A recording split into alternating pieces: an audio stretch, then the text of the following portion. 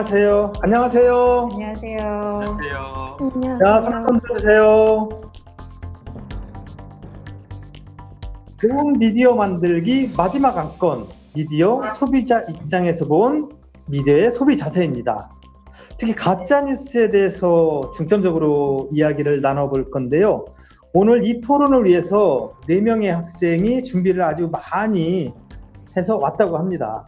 김가희, 임세원, 정현욱, 한지우 학생인데요. 각자 자기소개 한 번씩 해줄래요? 어느 학교 누구고 이 토론회에는 어떤 계기로 참석하게 됐나? 자, 누가 먼저 자기소개할래요? 네, 좋습니다. 한지우 학생. 네, 안녕하세요. 저는 지금 의왕의 백운고등학교에 재학 중인 한지유라고 합니다. 평소에 미디어 경청에 미디어 리터러시와 관련해서 관심이 꽤 많아서 이렇게 토론에 지원하게 됐습니다. 미디어 경청에서 활동하는 거 말고 미디어 관련해서 혹시 다른 활동하는 게 있어요? 미디어와 관련해서 지금 미디어 경청 쪽에서만 활동을 하고 있고요. 그전에는 이제 뭐 공공기관의 블로그 기자단이라든지 이런 부분으로 미디어를 좀 접하게 됐습니다. 네, 이미 미디어에 종사를 하고 계실 정도로 미디어에 굉장히 깊은 관심을 가지고 있는 것 같습니다. 한지우 학생, 아주 토론이 기대가 됩니다. 자, 다음 누가 이렇게 소개 한번 해줄래요? 이제 김가희 학생. 안녕하세요. 저는 윤슬중학교 2학년에 재학 중인 김가희입니다. 저는 이번 온라인 토론회를 통해서 평소에 미디어에 대해서 관심이 많았는데 미디어에 대해서 관심이 많으신 다른 학생분들과 함께 의견을 공유하면서 미디어의 발전 방향에 대해서 토론해보고 싶어서 지원하게 되었습니다. 자, 우리 중학교 학생의 미디어의 발전 방안에 대해서 지금 토론을 하러 나오셨습니다. 여기 있는 사람 같은 목적이라고 생각이 됩니다. 오늘 고등학생, 고등학교 형 누나들과 언니들과 또 형들과 이렇게 얘기를 나누게 됐는데요. 아주 좋은 얘기가 나올 것 같습니다. 아주 기대가 됩니다. 자, 다음 누가 한번 소개해 줄래요? 안녕하세요. 성남외국어고등학교 2학년에 재학 중인 임소연입니다. 사실은 지금처럼 이런 많은 일들이 일어나고 있는 상황에서 미디어의 역할이 가장 중요하다고 생각이 되는데 또 특히 뉴미디어 같은 정말 다양한 장르의 미디어가 만들어지고 있다 보니까 이런 것들에 대해서 많은 전문가분들과 학생분들이 어떻게 생각하는지 의견을 공유하고 싶어서 하게 되었습니다. 네. 저희들도 그래서 여기 나온 거고요. 저희들도 학생들의 의견이 참 궁금합니다. 이따 좋은 의견을 말씀해 주리라 아주 기대가 됩니다. 자, 마지막으로 정현욱 학생. 네, 안녕하세요. 저는 지금 동두천 중앙고등학교에 재학 중인 정현욱이라고 합니다. 일단 저는 이번 토론회에 참석하게 된 계기는 제가 평소에 언론인을 꿈꾸고 있고 이제 언론인으로서 당연히 알아야 할 그런 미디어 리터러시라든지 하는 다양한 부분들에 대해서 학교에서도 활동들이 진행해 나가고 있고 이런 활동들이 진행해 나가면서 한 번쯤 이렇게 저와 같은 생각을 가지고 있는 같은 부분에 대해서 고민을 하고 있는 분들과 대화를 하고 싶어서 이번 토론에 참석하게 되었습니다. 정현욱 학생 말고 혹시 다른 학생들도 언론인을 꿈꾸는 학생이 있나요? 아, 다 언론인을 꿈꾸는 학생이 나왔네요. 자, 오늘 정말 토론이 기대가 되고요. 자, 다들 얼굴이 보이죠? 얼굴이 다들 보이죠? 네. 네. 얼굴 보고 눈을 맞추면서 힘차게 한번 토론을 해보도록 하겠습니다. 자, 박사님. 네. 지금 다 언론인을 꿈꾸는 이런 네. 학생들이 나왔는데요. 네네. 어떻습니까? 기대가 되지 않습니까? 너무 기대가 됩니다. 또 이제 주제 자체도 이제 가짜뉴스에 대한 얘기도 나오고 네. 수용에 대한 얘기도 나오기 때문에 어떤 생각들을 하고 있는지 기대가 정말 많이 됩니다. 네, 저도 굉장히 기대가 되고요. 어쨌든 저는 이제 주로 미디어를 이제 만드는 쪽에서 활동을 해왔는데요. 소비자 입장에서 본 미디어는 과연 어떤 모습일까? 네. 어떤 식으로 미디어를 받아들여야 될까? 특히 학생들 의견이 참 기대가 됩니다. 특히 소비자 입장에서 미디어가 코로나19 사태를 맞아서 굉장히 관심을 받고 있습니다. 거짓 정보 유행병이라 인포데믹이라고 하죠. 이런 말이 나올 정도로 참 심각한 게 가짜뉴스였어요. 네, 그렇죠. 네. 최근에 기억나시죠? 북한 김정은 국무위원장 사망설. 네. 이거 느낌 어땠어요?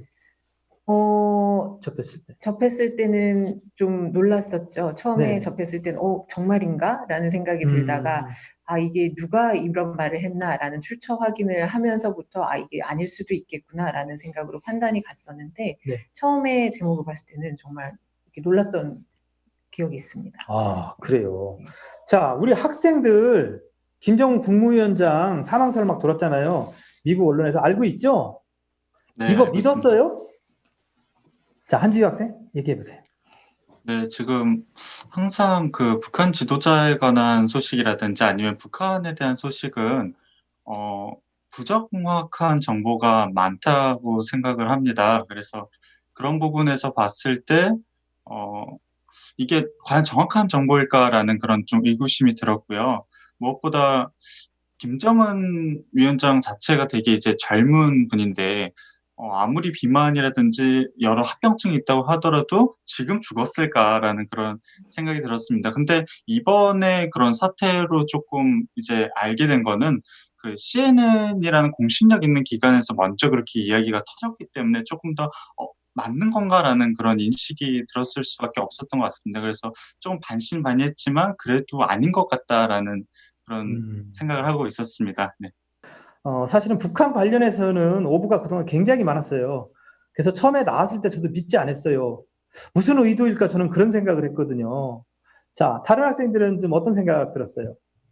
이 뉴스 접했을 때. 자, 김가희 학생. 저는 처음에 김정은 국무위원장이 중태에 빠져서 혼자 걷지 못할 정도로 위험을 겪고 있다는 얘기를 듣고 처음에는 굉장히 많이 놀랐었는데 앞에 분이 말씀하신 것처럼 북한에 대한 정보에는 여러 가지 조작된 정보나 허위 정보도 많기 때문에 우선 있는 그대로 모두 믿을 수는 없다고 판단을 했고 따라서 다양한 미디어를 접하다 보니 결국 그게 허위 정보였다는 걸 알고 나서 좀 충격을 받은 적이 있습니다. CNN 방송이 우리 토론회를 본다면은 우리 학생들 수준에 굉장히 놀랄 것 같아요. 아무도 속지 않았네요. 정말 박수를 보내주고 싶습니다. 자, 다른 학생들도 의견 있을 것 같아요. 어떻습니까? 자, 정현웅 학생. 일단 저는 처음에 기사를 봤을 때 아무래도 평소에 저는 하나의 기사를 읽으면 이제 그 비슷한 다른 기자분들이 쓰신 기사도 함께 읽어보는 편인데 그 기사를 보고 이제 다른 기사들을 찾아보니까 이제 과거에도 한번 이렇게 비슷하게 오랫동안 북한 내에서도 김정은 위원장이 모습을 보이지 않아서 그때도 이제 중태와 비슷한 어떤 문제가 있는 것이 아닐까 하는 보도가 나왔다는 것을 보고 일단 크게 믿지는 않았고 이제 후속 보도가 나올 때까지 한번 기다려보자라는 생각을 하고 후속 보도를 기다려봤는데 역시나 사실이 아니었다는 것을 듣고 이제 앞으로 이런 습관을 계속 이어나가야 되겠다라는 생각을 하게 된 계기가 또 된 것 같습니다. 기자들도 사실은 정보를 처음 접할 때 그냥 믿지 않아요. 지금 해본 게 크로스 체킹이라고 하잖아요. 이 뉴스, 저 뉴스 확인해보고 그래도 의심이 드니까 기다려본 거예요. 아주 좋은 습관이라고 생각이 됩니다. 저희들도 그렇게 하고 있습니다. 자, 임세원 학생 뭔가 의견이 있죠? 고개도 끄덕끄덕 하시는 거 보니까.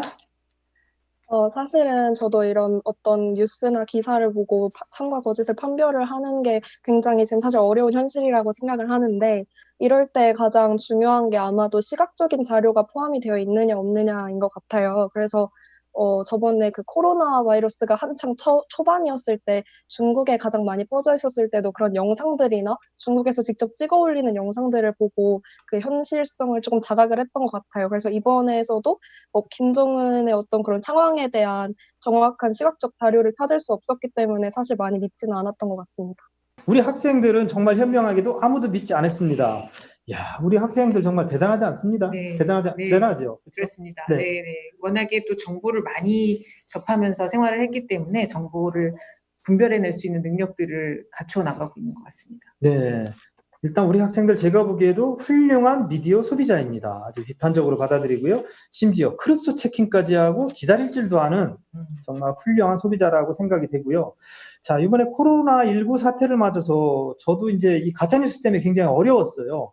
성남 화성 일가족 3명이 코로나19에 감염됐다는 개문서가 막 맘카페 같은 데 돌아다녔거든요. 그걸 누군가 저한테 또 제보를 했어요. 기사를 써달라고. 그래서 이제 문서를 확인해 보니까 아무래도 아닌 것 같더라고요. 그래서 문서 출처나 이런 거를 확인해서 보니까 정말로 가짜 뉴스라는 게 판별이 돼가지고 가짜 뉴스라고 그걸 저는 기사를 쓴 적이 있어요. 이런 경우도 있었고요. 그다음에 또 확진자가 다녀간 안산역이 폐쇄가 됐다, 이런 소문이 돌았거든요. 이것도 확인해 봤더니 가짜였습니다. 그러면 저 같은 경우는 어쨌든 좀 확인하기에 좋은 직업을 가지고 있잖아요. 안산시청에 전화해도 다 답변을 해주고요. 어딘가에 전화를 해도 대체로 기자가 전화하면 답변을 해줍니다. 근데 언론인이 아닌 일반 소비자 입장에서는 이런 걸 가려내기가 굉장히 좀 어려울 것 같아요. 자, 여러분들 가짜뉴스 때문에 혹시 피해를 봤다거나 가짜뉴스 때문에 헷갈렸다거나 이게 사실인가? 아니면은 가짜뉴스를 믿고 누구한테 전달했다거나 이런 경험 있을 것도 같아요. 혹시 있나요, 이런 경험? 한지 학생. 네. 요즘 이제 가짜 뉴스가 많이 문제가 되고 있다고 생각합니다. 근데 무엇보다도 더 문제인 것은 이제 청소년들한테 그 가짜 뉴스가 더 많이 퍼지고 있는 현실인 것 같습니다. 특히 아까 말씀하셨듯이 이제 문서라든지 이런 걸로 이제 공공기관을 사칭해서 문서라든지 이런 식으로 교묘하게 더 수법이 악용이 되고 있는데요. 이런 측면에서 저는 그 교통비 인상과 관련된 그런 뉴스를 접한 적이 있었습니다. 특히 청소년에게 있어서 교통비는 되게 어떻게 보면 이제 돈과 관련된 문제이기 때문에 조금 신중해야 된다고 보는데, 그런 부분에 있어서 갑자기 교통비가 인상된다고 하니까 되게 아이들이 혼란스러웠고 또 또래들이 이런 사실이 있대 하고 급속도로 퍼져나간 적이 있었는데, 사실은 이제 유사 언론에서 퍼뜨린 가짜 뉴스로 확인이 됐습니다. 이럴 때 저는 판별하는 방식이 아까 크로스 체킹 말씀하셨지만 여러 포털 매체라든지 공인된 언론사에서도 이러한 사실들을 실제로 보도하고 있는지, 혹은 이것과 관련된 공공기관에서 보도자료를 실시한 적이 있는지 이런 것을 보면서 확인을 하고 있습니다. 굉장히 좋은 방법으로 확인을 하고 있다고 생각이 되고요. 혹시 다른 학생들 여기에 대해서 의견 있으신가요? 나는 좀 다른 방법 가지고 있다. 아니면은 한지효 학생 의견에 동의한다. 자, 김가희 학생.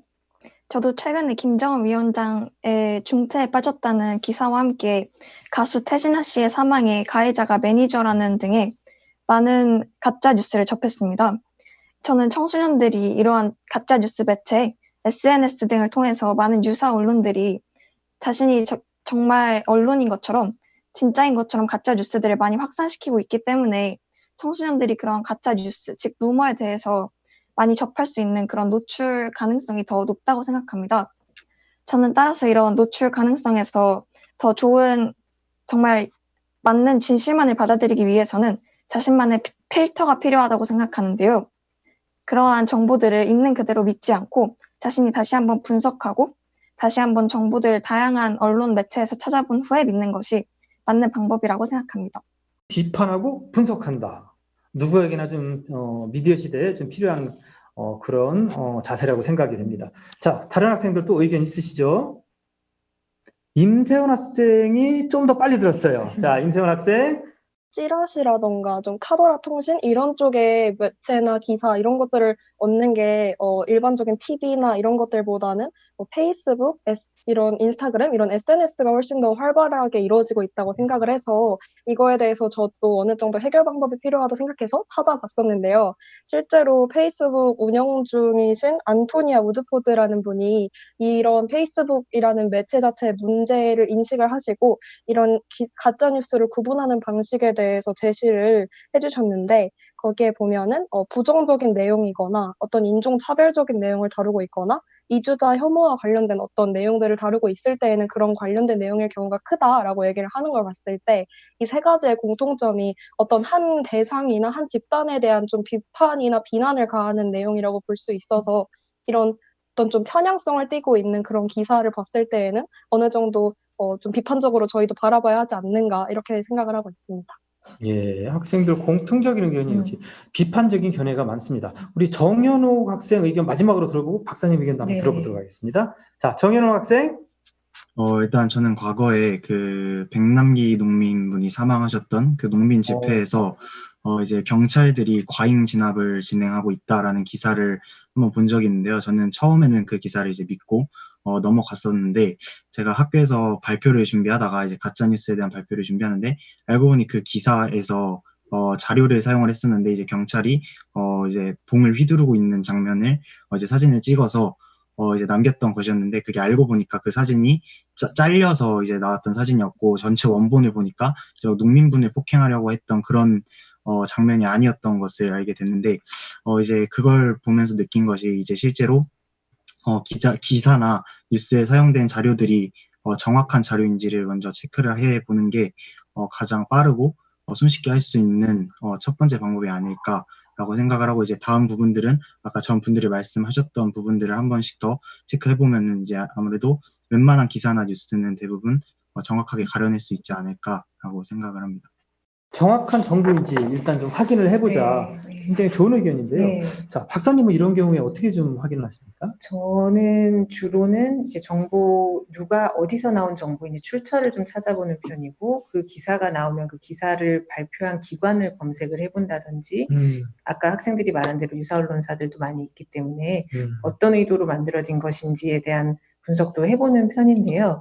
사실은 지금 제가 학생들 이야기한 거에서 되게 인상적이었던 부분은 그 가짜 뉴스가 오히려 학생들 사이에서 퍼지기가 좀 쉬운 환경인 것 같다. 네. 왜냐하면 SNS를 통해서 유사 언론의 기사들이 퍼지는 경우가 많기 때문에 그래서 학생들이 다른 세대들에 비해서 좀 많이 접하게 되는 것 같고 그것에 따라서 나름대로의 기준들을 만들어가고 있다라는 생각이 들었어요. 지금 학생들의 그렇죠. 의견을 들었을 때 정보원을 확인하고 크로스 체킹을 하고 시각적인 자료를 확인을 하고 너무 편향성을 띠면 한 번 더 생각을 해본다든지 혐오성 기사면 한 번 더 생각을 해본다든지 이런 기준들이 학생들한테 나오고 있는 것 같아서 이게 상당히 인상적이고 이 부분이 좀 잘 정리가 됐으면 좋겠다라는 생각을 해봤는데요. 하나 좀 궁금했던 점이 네. 아까 이제 정현욱 학생도 이야기했고 앞서서 제 기억에 한지우 학생, 학생들이 학생. 얘기해준 부분 중에 그 시각 자료에 대한 이야기를 해줬었거든요. 그러니까 시각적으로 글만 있는 게 아니고 시각이 있을 때 훨씬 더 신빙성이 간다라는 얘기를 제 생각에는 임세원 학생이 앞에서 해줬던 것 같고 지금 정현욱 학생도 시각 자료가 그 조작될 위험도 있기 때문에 그런 것들을 확인해야 된다라는 이야기를 해줬는데 우리가 뭐 인증샷, 인증 영상 이런 문화에 익숙하잖아요. 그래서 시각을 봤을 때 그거는 진실이다라고 받아들이기가 쉬운데 그런 영상 자료나 시각 자료가 진입 판별을 할 수 있는 기준들을 뭐를 갖고 있는지가 되게 궁금해졌어요. 학생들 같은 경우에. 네. 그럼 박사님이 이제 학생들에게 질문을 하나 던지셨는데요. 이제 사실은 제가 많이 궁금한 것도 그거예요. 다른 신문 기사를 보면서 저도 진위 여부를 판별을 해야 되거든요. 근데 저는 항상 이런 생각은 가지고 있어요.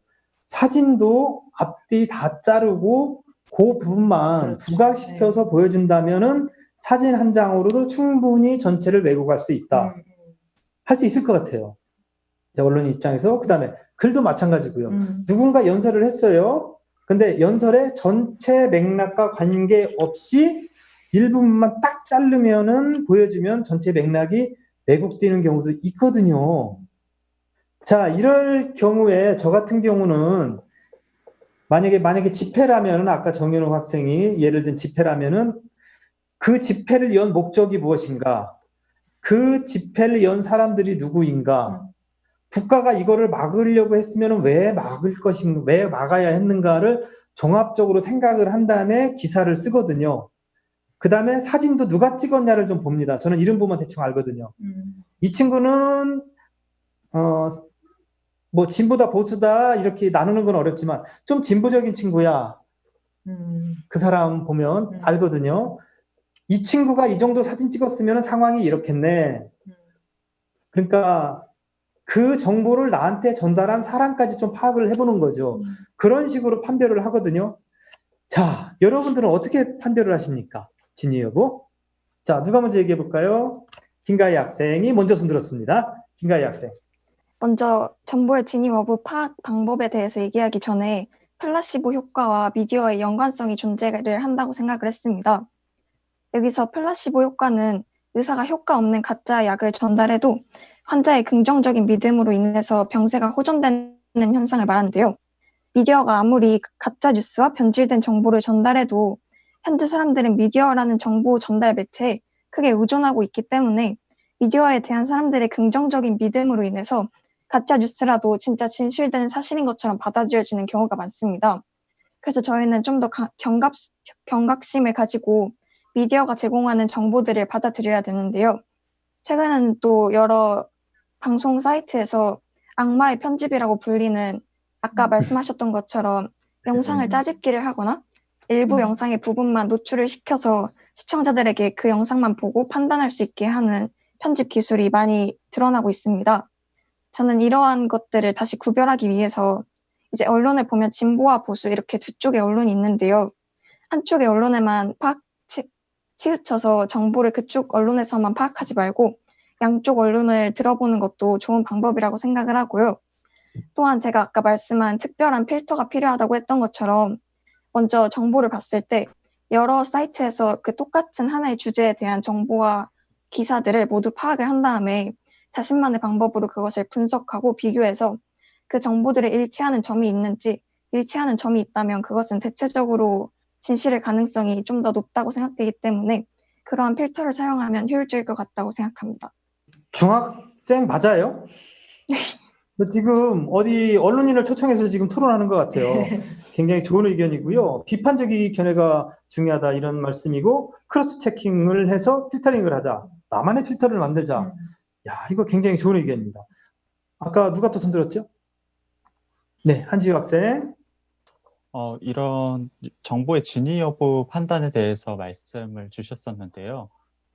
이런 정보의 진위 같은 경우는 저 같은 경우에 이제 언론사냐 아니면 공유한 사람이냐 이런 식으로 좀 나누는 편이에요. 특히 무엇보다도 주요 언론사의 경우에는 아까 이제 김가희 학생께서 말씀해 주셨듯이 진보와 보수로 우리나라 언론이 조금 양분돼 있는 양상이 있어서 이런 부분에서 봤을 때 과연 이 언론사가 그동안 어떻게 어젠다 세팅을 했느냐, 의제 설정을 어떻게 해왔느냐를 좀 중점적으로 봐서 이게 과연 일부분만 부각시킨 사실인지 혹은 그것이 아닌지에 대해서 조금 판단을 하고 있습니다. 그리고 두 번째로 이제 공유된 정보를 제가 판단할 때에는 공유한 사람의 신빙성에 대해서 조금 확인을 하는 것 같아요. 아까 이제 사회자님께서도 말씀해 주셨다시피 이 정보를 공유해 준 사람은 조금 더 진보적이야 아니면 보수적이야 혹은 조금 더 잘못된 정보를 가지고 있을 만해 혹은 체크를 안 한 정보를 많이 나한테 보내준 적이 있어. 이런 식으로 해서 그동안의 사람에 대한 신빙성에 대해서도 조금 확인을 하는 편입니다. 그래서 이런 식으로 해서 결론적으로는 어쨌든 간에 제가 혹은 이제 뉴스를 수용하는 주체가 비판적으로 뉴스를 수용해야 된다는 점에서 미디어 이제 프레임이라든지 이런 부분을 이제 회피해야 될 필요가 있는데 저는 이런 부분에서 아까 이제 시각자료 말씀이 나왔잖아요. 이런 부분에서 조금 우려되는 것은 지금 뭐 엠번방 사건이라든지 성폭력과 관련된 성폭행과 관련된 그런 부분에서 딥페이크와 관련된 그런 문제들이 많이 나오고 있습니다. 특히 앞으로 이제 그런 문제가 불거질 것이다라는 그런 예상들이 언론에서 나오고 있는데요. 특히 이런 어떤 팩트 체크를 할 때 시각적인 효과가 뛰어나다라는 것을 악용해서 이제 딥페이크를 적용하는 사례가 하나, 두 개씩 늘어나고 있어서 이런 시각 자료조차도 조금 의심의 대상이 되어야 되지 않나라는 생각을 하고 있습니다. 역시 또 언론인을 초청했다는 그런 기분이 들 정도로 좋은 의견을 말씀을 해주셨고요. 얘기를 들어보니까 저하고 비슷한 방식으로 사실은 팩트 체크를 하고 있는 것 같습니다. 자, 또 다른 학생 의견 좀 들어볼까요? 네, 임세원 학생이 손을 좀 빨리 들었네요. 앞서서 이제 사회자분이랑 한지우 학생께서 말씀해 주신 거는 그 사람이 어떻게 그 어떤 미디어나 매체를 전달을 했는가를 확인을 하면은 알 수 있다고 하셨는데 사실 그냥 저희 같은 일반인의 입장에서는 그 기사를 게시한 그런 인물이 어떤 인물인지 그런 걸 사실 파악하기가 조금 어느 정도 한계가 있다고 생각을 해요. 그래서 사실 저는 어떤 그 기사를 봤을 때 논란이 되는 기사면 그 밑에 댓글이 사실 굉장히 많을 거고 그거에 대한 사람들의 여론이 되게 많이 조성이 될 텐데 그런 여론들을 보면서 되게 여러 가지의 의견들을 이제 열린 마음으로 보면서 아, 이런 가능성도 있을 수 있겠구나라고 생각을 하면서 이렇게 여러 가지 방면으로 시각으로 보려고 하는 경향이 있습니다. 네, 우리 임세현 학생은 철저하게 정말 소비자 입장에서 댓글까지 확인을 해가지고 체크를 한다 이런 의견을 말씀해 주셨는데요. 늘 좋은 의견은 얘기하는데 손드는 게 좀 느려가지고 맨 마지막에 얘기하는 정현호 학생. 어떻습니까? 제가 생각하기에는 앞으로 이제 학교 내에서도 미디어 리터러시에 대한 교육이 좀 제고가 돼야 될 필요가 있지 않을까라는 생각을 하는데요.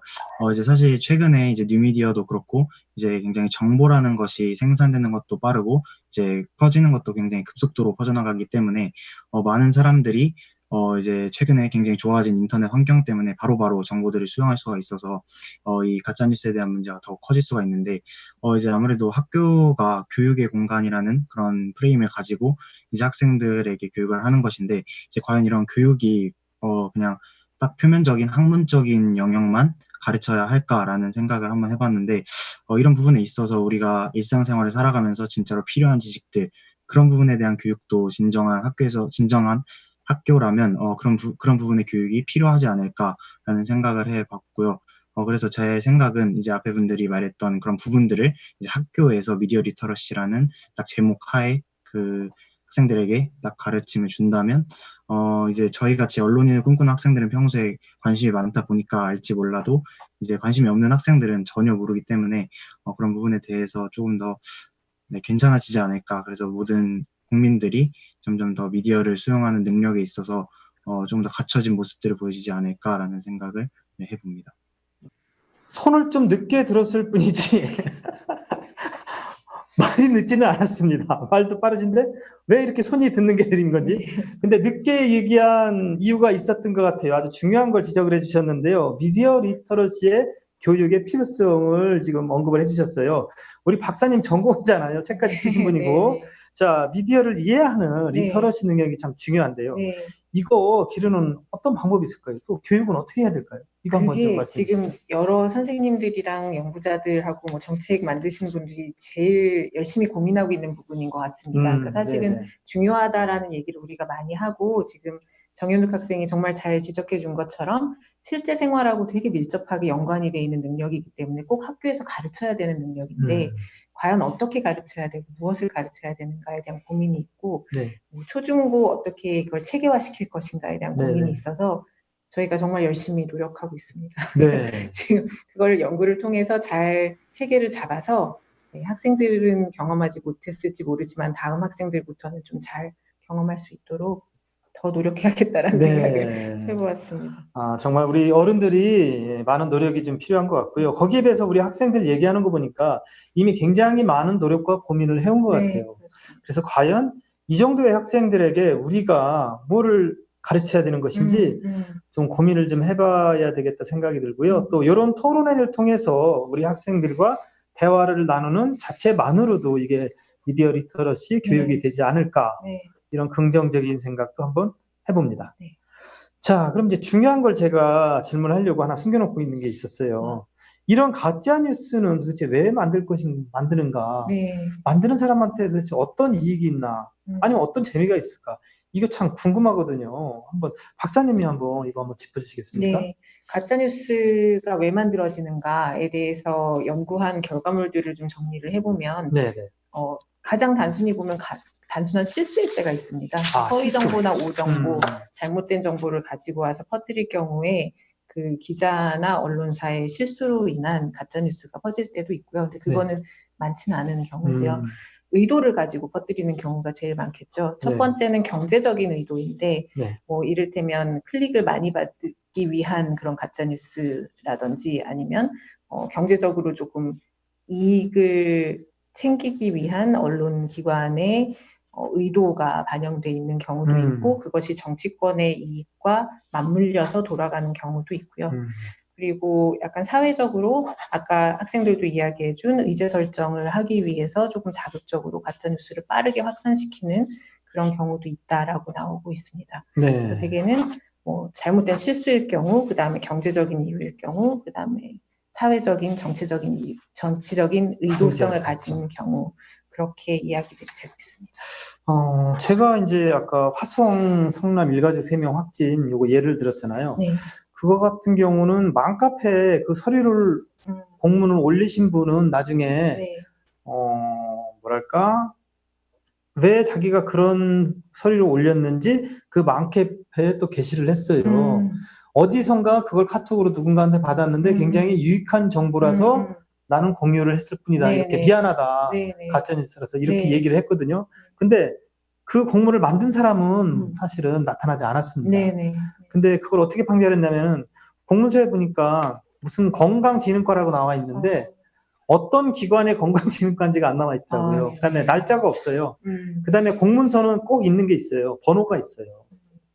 그 기관이 공문서를 낸 네네. 숫자거든요. 네. 그거 보고 맞추는 거거든요. 그게 없는 걸 보고는 이제 저는 가짜 뉴스다 이렇게 생각하고 추적을 했는데 아직도 그분이 왜 최초로 만드신 분이 그런 허위 문서를 문서도 잘 만들었어요. 네네. 왜 만들었는지는 정말 이해할 수가 없어요. 네. 자, 이 문제에 대해서도 우리 학생들 의견이 좀 있을 것 같아요. 우리 학생들이 생각하기에 가짜 뉴스는 도대체 왜 만들어질까요? 한번 고민해 보셨나요? 자, 우리 정현우 학생 또 늦었습니다. 자, 김가희 학생 먼저. 미디어의 원래 선한 역할은 허위 정보를 퍼뜨리지 않고 오로지 진실과 사실을 알리는 언론의 생각이 아닌 객관적인 정보만을 전달을 해서 사람들에게 선한 영향력을 제공하는 것이 원래 선한 역할이었다고 생각합니다. 그리고 최근에 이제 SNS 등을 통해서 많은 사람들이 자신의 의견을 공유할 수 있게 되면서 미디어는 단지 언론의 수단이 아닌 사람들이 미디어를 만들어가고 있는 시대인 것 같습니다. 따라서 가짜 뉴스를 만들면 전파가 더 쉽게 되는 것도 사실인데 그렇다면 언론이 왜 이런 가짜 뉴스를 만드는 건지 그 이유는 언론이 가짜 뉴스를 만듦으로써 사람들에게 먼저 주목을 받을 수 있습니다. 그래서 주목을 받음으로써 언론이 경제적이 그리고 언론사의 사회적 지위도 올라갈 수 있습니다. 따라서 언론은 이러한 자신만의 이득을 위해서 가짜 뉴스를 만들 때 물론 실수가 있어서 오보도가 났을 수도 있지만 이익을 위해서 가짜 뉴스를 만드는 경우가 많아지고 있다고 생각합니다. 네. 이익을 위해서 주목을 받기 위해서 좀 더 구체적으로 풀어서 설명을 해주셨네요. 뭐 언론사는 주목이 곧 이익일 수도 있습니다. 네, 전혀 관련이 없다고 할 수 없는 그런 문제입니다. 자, 우리 정현욱 학생 아까 손 들었었죠? 언론사라는 그 기관 자체에 대한 생각을 한번 해봐야 될 것 같은데요. 이제 KBS 같은 언론사는 이제 공기업이지만 이제 아무래도 뭐 다른 언론사들은 사기업인 경우가 대부분이잖아요. 이제 아무래도 기업이라는 것 자체는 이윤을 추구하는 부분이 대다수이기 때문에 이제 사기업이라는 프레임이 씌워진 언론사들은 당연히 이윤을 추구할 수밖에 없고 그에 따라서 상업성을 띌 수밖에 없다고 생각을 합니다. 그렇게 되면 이제 결국 기사를 보는 독자들의 관심이 어떻게 보면 그 상업성을 좌지우지하는 그런 기준이 될 텐데 그런 기준을 당연히 그 언론사 쪽으로 이끌어오기 위해서는 당연히 좀 이목을 끌만한 그런 기사를 생산해내는 게 그 언론사 입장에서는 가장 유리하다고 생각이 들어서 제 생각에는 그런 이유도 가장 크지 않을까라는 생각이 첫 번째로 들고요. 그리고 두 번째는 이제 아무래도 정치적인 메커니즘과 굉장히 밀접하게 연관이 되어 있다. 언론이. 그래서라는 이유가 두 번째인데요. 이제 과거에 이제 내일 모레면 이제 5.18 40주년이 되는 해인데 당시 5.18 당시에도 굉장히 권한 유착이 심하게 되어 있는 상태여서 이제 당시에 광주에서 일어났던 그 광주 시민들을 뭐 되게 매도시켰죠. 굉장히 뭐 북한 간첩이라고 얘기를 하기도 하고 타 지역에서 온 빨갱이다 막라고 이야기를 하기도 하는 그런 보도를 언론에서 굉장히 많이 생산을 해냈는데 이런 것만 보더라도 당연히 과거와 지금의 이 미디어의 상황은 달라졌긴 했지만 그 어느 정도의 정치적인 메커니즘이 언론과 연관이 되어 있을 때 굉장히 그 영향력도 무시할 수 없지 않을까라는 생각이 들어서 저는 간단하게 그 두 가지 이유를 언론사가 가짜뉴스를 생산해내는 이유라고 생각을 합니다. 또 역시 굉장히 정리를 잘 해주셨는데요. 늦게 손을 든 좀 보람이 있습니다. 우리 임세원 학생 참을 수 없죠? 준비했죠? 사실 저도 거의 비슷한 내용이긴 한데요. 저 같은 경우에는 두 가지로 볼 수 있을 것 같다고 생각을 했는데, 첫 번째는 아까 정현욱 학생이 말씀해 주셨던 것처럼 조금 사적인 그런 기업이나 개인, 단체, 이런 사람들은 사실 요즘에는 주로 어떤, 정말 텔레비전에서 방영이 되는 것뿐만 아니라 유튜브와 같은 매체가 훨씬 더 성행하고 있다고 생각하는데, 이런 매체에서 보면은 실시간으로 되게, 조회수가 많이 올라오는 그런 영상들의 순위가 뜨는데 그걸 실제로 봤을 때는 정말 그런 썸네일이나 이런 게 되게 선정적인 정치적 성향을 띠고 있는 영상들이 대다수였더라고요. 그래서 그런 걸 보면서 아, 실제로 이런 것들을 사람들이 많이 보고 있다는 거. 그래서 이런 걸로 어떤 조회수를 통해서 이익을 창출하고 있기 때문에 이렇게 가짜뉴스를 쓴다고 생각을 했고, 두 번째로는 아까 말씀해 주셨던 것처럼 정치적인 이야기가 담겨 있다고 생각을 했는데, 사실은 우리가 미디어가 처음에 만들어진 목적은 되게 독립된 개체로서 만들어진 게 맞지만, 어떻게 보면은 모든 개인들에게 이런 정치에 대한 이야기가 전달이 되는 건 항상 미디어로서 전달이 되고 있잖아요. 그래서 이런 미디어를 통해서 국민이 어떤 정치적 성향을 뚜렷하게 만들게 되는 것 같은데, 그런 것들을 이제 정치를 운영해 나가는 사람들로서는 알기 때문에 이런 오히려 미디어에 대해서 악용을 하거나 이런 것들에 대한 우세를 잡고 싶어 하는 게 아닌가라고 생각합니다. 역시 학생들의 의견, 박사님 의견 다 종합해보면, 뭐, 헤게모니를 위해서, 이익을 위해서, 또 주목을 받은 다음에 이익으로 연결시키기 위해서, 여러 가지 경우가 있는데, 학생들의 의견과 거의 일치한다고 생각이 되고요. 자, 이제 토론을 마치기에 앞서서, 이 가짜뉴스와 함께 악성 댓글 문제, 네. 정말 심각하거든요. 네. 저 같은 경우는 제 기사에도 또 댓글이 좀, 악성 댓글도 많이 붙습니다. 처음에는 저 악성 댓글 때문에 굉장히 상처도 막 받고 그랬거든요. 근데 어느 정도 시간이 지르고 나니까 아무런 댓글이 없으면 이제 상처를 받더라고요. 관심을 못 받는다 생각에. 뭐 이제 저 같은 사람도 있지만 악성 댓글 때문에 연예인들 같은 경우는 뭐 상처를 굉장히 크게 받기도 합니다. 자, 이 악성 댓글 문제도 이 SNS 시대에 굉장히 큰 골칫거리인데요. 이거 어떻게 하면 좋을까요? 그 부분은 저보다는 학생들이 답을 갖고 있을 것 같다는 생각이 많이 드는데요. 그렇죠. 네, 학생들이 네. 아무래도 네, 현실에서 네. 많이 부딪힐 것 같아요. 네. 자, 학생들 악성 댓글 때문에 상처받은 적 혹시 있어요? 저는 직접 제가 악성 댓글에 대해서 상처를 받지는 않았지만 주변인이 악성 댓글에 의해서 상처를 받는 현상을 많이 봤는데, 사람들이 일단 유튜브나 SNS 등을 통해서 자신의 의견을 담은 게시물을 공유함으로써 댓글에 이제 다른 사람들이 그것을 보는 시선과 관점에 따른 그런 약간 충고 같은 글이 적힐 수 있다고 생각합니다. 하지만 때로는 그런 충고들이 너무나 부적절하거나 선정적이거나 또는 너무 그 사람을 공격하는 그런 의도들이 많이 내포되어 있는 댓글들이 많아서, 그런 댓글들을 요즘에 보면서 사람들의 인터넷 댓글 의식과 그런 것이 좀 더 강화되어야 되겠다고 생각하고 있습니다. 자, 다른 학생? 자, 한지우 학생. 이제 악성 댓글에 대한 문제는 사회적으로 되게 심각해져 있다고 생각합니다. 특히 뭐 구하라라든지 뭐 다른 타 연예인들의 사망 소식이 많이 이제 전해졌었습니다.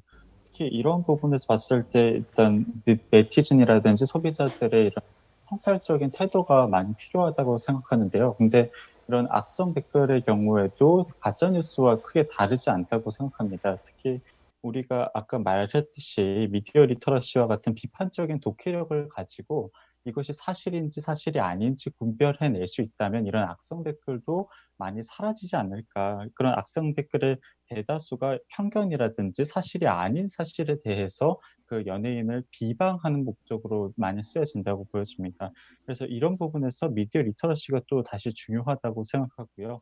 여기에 하나 더해서 우리 네티즌들의 반성적인 성찰이 필요하다고 생각합니다. 특히 댓글을 쓰기 이전과 마찬가지로 그 정보를 수용할 때에도 뭐 한국기자협회라든지 뭐 민주언론시민연합과 같은 그런 민언련과 같은 기관들에 한번 접속을 해서 그동안 일주 동안 이어져 왔던 그런 언론 보도의 행태에 대해서 한번 살펴보고 또 내가 거기에 휘둘리진 않았는지에 대해서도 살펴본다면 충분히 올바른 언론 사용을 할 수 있을 것이라고 보여지고요. 여기에 마지막으로 한 말씀을 더 덧붙이자면 우리 사회가 이제 어젠다 세팅이라든지 의제 설정이라든지 이런 부분은 좀 집중하고 있는데 어젠다 키핑에는 좀 집중을 안 하고 있는 경향이 있습니다. 그래서 어떤 한 정보가 확 확산할 때 나도 똑같이 이 확산하는 흐름새에 탔다가 감소하면 싹 없어지고 이런 흐름이 아니라 끝까지 어떤 내가 주요하다고 생각하는 정보에 대해서 물고 늘어져서 이것이 어떻게 되는지 확인하는 그런 자세도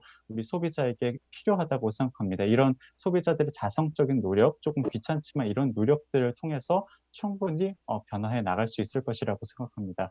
비판적 견해, 리터러시와 함께 소비자들의 성찰도 필요하다. 그런 아주 좋은 말씀 해주셨습니다. 자, 다른 학생 또 의견 있으시죠? 자, 정현욱 학생. 일단 저는 개인적으로 이 인터넷의 익명성이 아무래도 그런 악성 댓글의 가장 주요한 문제가 아닐까라는 생각이 듭니다. 사실 이제 익명성을 가지고 내가 무언가를 이야기하는 것과 내 이름을 밝히고 이야기하는 것에는 굉장히 의견을 말하는 것에 차이가 있을 수 있다고 생각을 하는데요. 만약에 그들이 악성 댓글에 다는 그들이 자신의 이름을 밝히고 그렇게 욕을 하라고 하면 과연 욕을 할 수 있을지라는 것은 살짝 잠깐만 생각을 해봐도 당연히 알 수 있는 부분이라고 생각을 하고, 그렇다고 이 인터넷 실명제를 하기에는 또 이제 인권의 문제가 굉장히 불거질 수 있는데, 저는 대신에 최근에 굉장히 4차 산업혁명과 이제 미디어가 굉장히 연관이 깊다라는 그런 부분을 책에서 읽은 적이 있는데, 이런 4차 산업혁명과 미디어의 연관성이 어떻게 보면 부정적으로 보여질 수도 있어요. 왜냐하면 이제 아까 말씀 같이 나눴던 가짜뉴스 같은 경우에는 이제 확산 속도가 굉장히 빨라질 수도 있고, 그것을 수용하는 속도도 굉장히 빠르기 때문에 이제 거짓된 뉴스들이 빠르게 확산될 수 있다는 그런 단점을 가지고 있기도 하지만, 이제 또 장점으로 본다면 현재 네이버에서 실시하고 있는 클린봇 시스템 같은 경우에도 굉장히 저는 그거 처음에 보고 이거 되게 참신한 아이디어구나라고 생각을 했는데, 이제 앞으로 계속 기술이 발전을 하다 보면 이제 악성 댓글에 관한 어떤 처벌이라든지 아니면 그것을 막는 그런 시스템들이 더 생산이 되지 않을까. 그렇게 된다면 이제 앞으로 우리가 만나는 미디어는 지금보다는 훨씬 더 깨끗한 미디어가 되어 있지 않을까라는 생각을 해보게 되었습니다. 시스템을 어느 정도 해결할 수 있다, 이런 뜻으로 읽혀지고요. 거기에다가 익명성, 뒤에 있는 비겁함에 대해서도 좀 언급을 하신 것 같습니다. 자, 임세원 학생 기다렸죠? 사실은 저도 아까 그래서 한지우 학생분께서 말씀하셨던 것처럼 연예인이 이런 악플로 인해서 얻는 피해들에 대한 이야기가 조금 화제가 되고 있다고 생각을 하는데, 이렇게 연예인들이 어떻게 보면 이런 미디어를 통해서 부정적인 영향을 받고 이렇게 되면서 그 한순간에 되게 여러 연쇄적으로 그런 자살이 일어났었잖아요. 그 한때 이런 것들을, 그리고 그래서 어떤 베르테르 효과라고도 부르기도 하죠. 그래서 이런 미디어의 어떤 부정적인 영향을 어떻게 해결을 해야 되고, 이거에 대한 그게 어쨌든 우리의 몫이고 대중들의 몫이기 때문에 그런 점에 중점을 둔다면, 한 이제 매체에서는 어떤 검색어, 이런 핵심 키워드, 이런 것들을 들어가 있는 댓글 자체를 아예 삭제를 해준다던가 아예 배제를 시켜주는 그런 기능 자체도 있다고 하더라고요. 그래서 이런 기능을 이용을 했을 때 사람들이 사실은 어떤 한 사람이 단 댓글을 보고 그거에 다 같이 영향을 받아서 나도 그런 것 같은데, 나도 그런 것 같은데, 이렇게 하면서 사실 그 파장이 되게 커지는 거기 때문에 처음에 그 원천을 애초에 차단을 하게 된다면 그런 영향은 많이 줄어들지 않을까 생각합니다. 예, 답변 감사드리고요. 자, 학생들 굉장히 좋은 의견이 많이 나왔고요. 이제 토론회를 마칠 시간이 됐어요. 길게 좀 더 얘기하고 싶은데 또 시간은 정해져 있기 때문에 그럴 수 없거든요. 자, 오늘 나온 학생들 짤막하게 소감 한마디씩 듣고요. 마지막에 이제 박사님 네. 소감을 듣고 오늘 토론회를 마치도록 하겠습니다. 자, 김가희 학생부터 한번 소감 한번 얘기할까요? 네, 저는 꿈이 언론인인 만큼 평소에도 미디어에 대해서 관심이 많았는데 미디어에 대해서 깊고 또 정확하게 자세하게 마땅하게 토론할 장소가 많이 마련되어 있지 않았습니다. 하지만 이번 기회를 통해서 미디어에 관심이 많으신 다른 학생분들과 함께 미디어에 대해서 더 깊게 토론하고 어떻게 해야 미디어가 좀 더 나은 방향으로 발전할 수 있을까에 대해서 많이 알게 되고 연구할 수 있는 시간이 된 것 같아서 정말 좋은 기회였던 것 같고 다음에도 기회가 된다면 다시 참석하고 싶습니다. 감사합니다. 좋습니다. 저도 김가희 학생하고 토론해서 아주 굉장히 기쁩니다. 자, 임세원 학생. 사실은 이렇게 학생들과 함께 이런 미디어에 대한 이야기를 나눠본다는 게 학교라는 공동체가 있음에도 불구하고 사실 그렇게 쉬운 일은 아니잖아요. 그래서 이렇게 많은 학생들이 모여서 다 같이 열정적으로 이런 토론에 다 같이 임해줬다는 게 가장 의의가 있는 것 같고, 또 거기에 더불어서 전문가분과 사회자분께서도 많은 의견들과 사례들을 제시해 주셔서 그런 부분에 대한 정보력을 조금 높였던 것 같습니다. 감사합니다. 네, 고맙습니다. 한지우 학생. 네.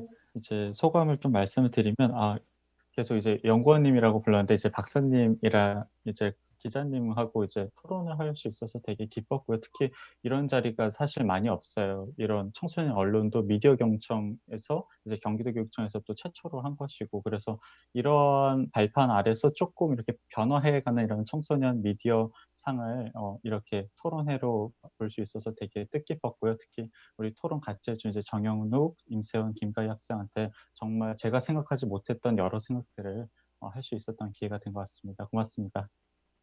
자, 고맙습니다. 정현웅 학생.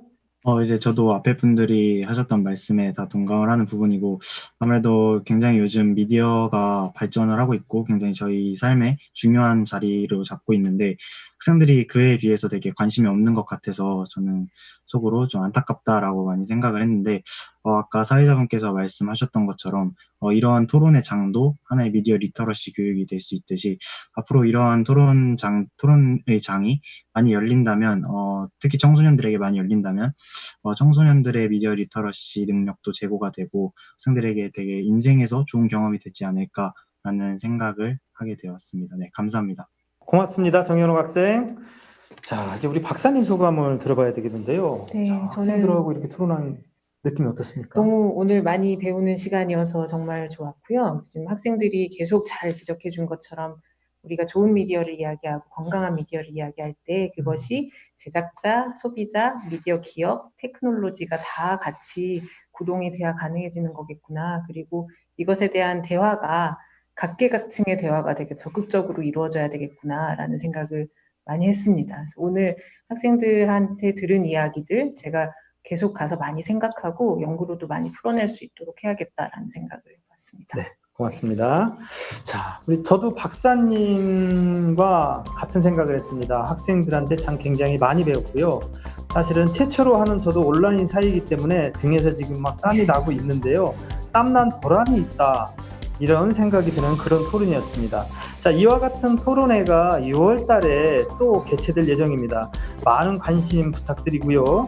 자, 토론회 이후에 두 번의 토론을 거친 이후에 청소년 미디어 위원회를 발족하기로 했습니다. 뜻 있는 우리 학생들의 참여 부탁드리겠습니다.